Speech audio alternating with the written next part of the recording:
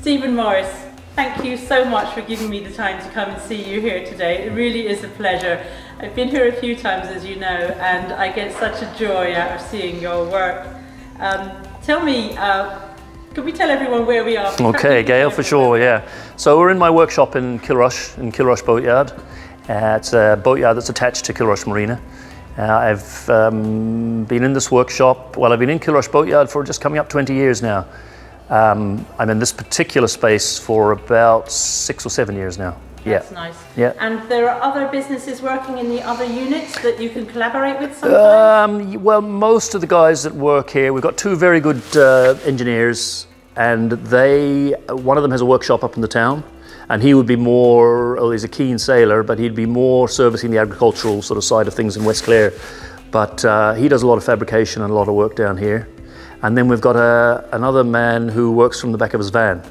And he's a very talented, clever guy. He served his time with the ESB. So he's the man for all the hydraulics and anything kind of tricky.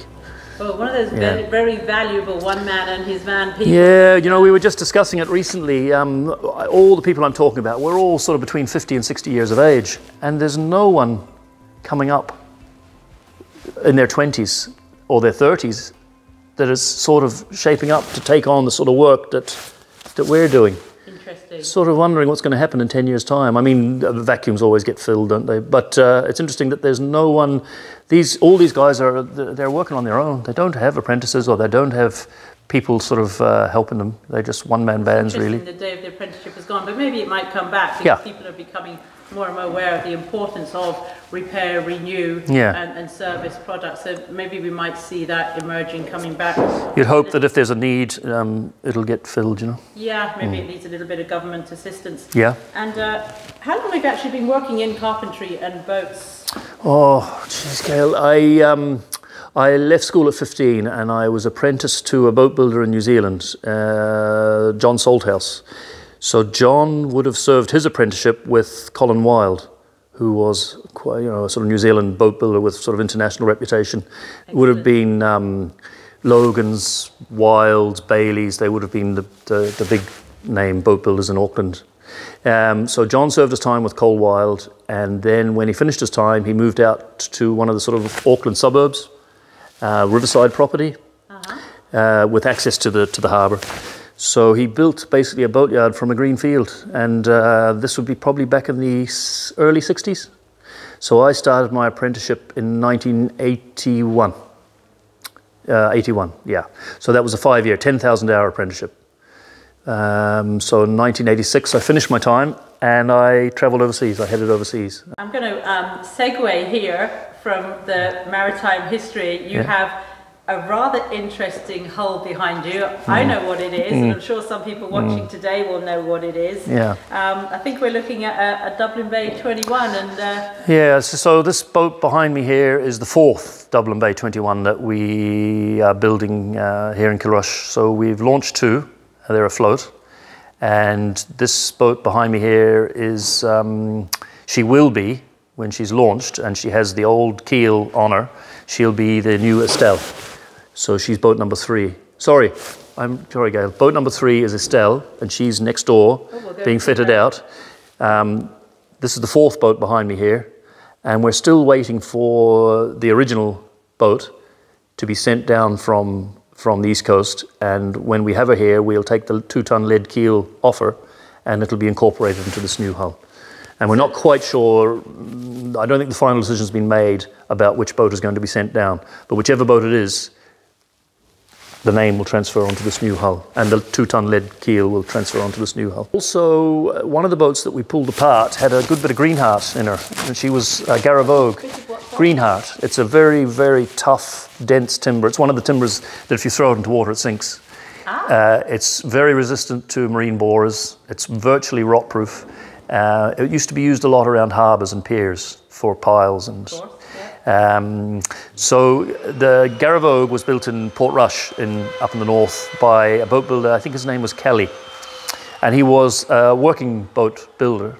he saw an opportunity to build a few pleasure boats. He saw there was maybe a bit of money in it, so he took on the building of Garavogue. And so far, of the 3 boats that we've had sent down to us, she was pitch pine, planked with pitch pine, and she had a Greenheart keel and Greenheart keelson. So she was really built to last, of top quality materials. Hi, Kate. Hi. My name is Gail, and I saw you walking through the workshop when I was chatting with Stephen there, and we just had a brief conversation. You're here working with Stephen on the boats in the yard. Tell me, how did you come across the job? It was all sort of a bit accidental, but accidental sort of like in a good way. I was staying over in the marina for a holiday, would you believe? And I came over here and I met Stephen, and we had a good chat, and I managed to work with him on the first Dublin Bay Nanine.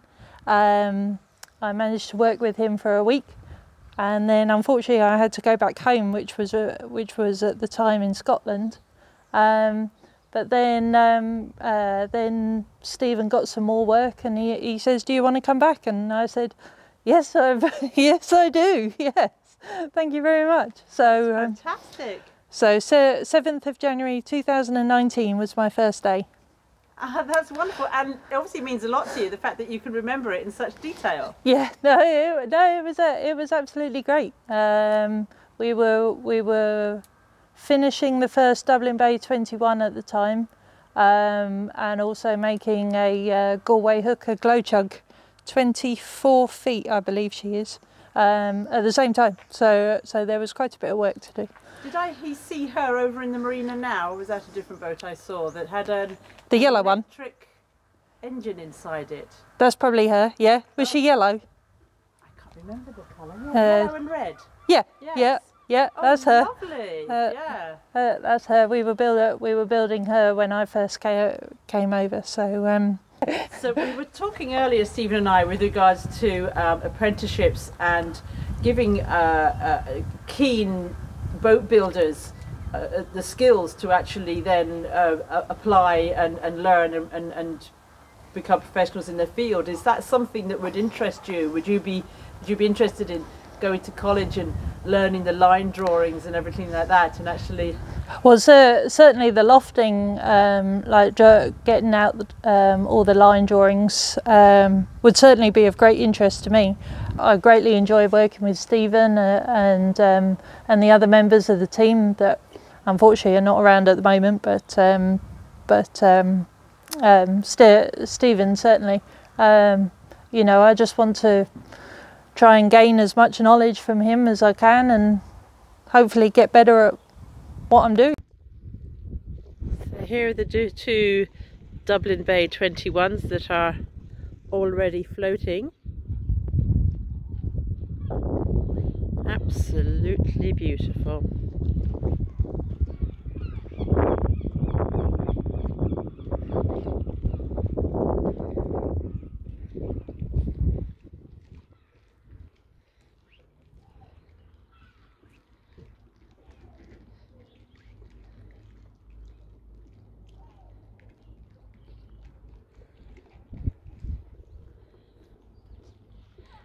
Here's Nadine. You can see more detail of her.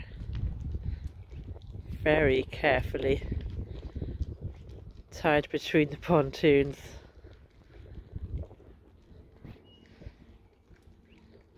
Now, wouldn't you like to take a spin on her?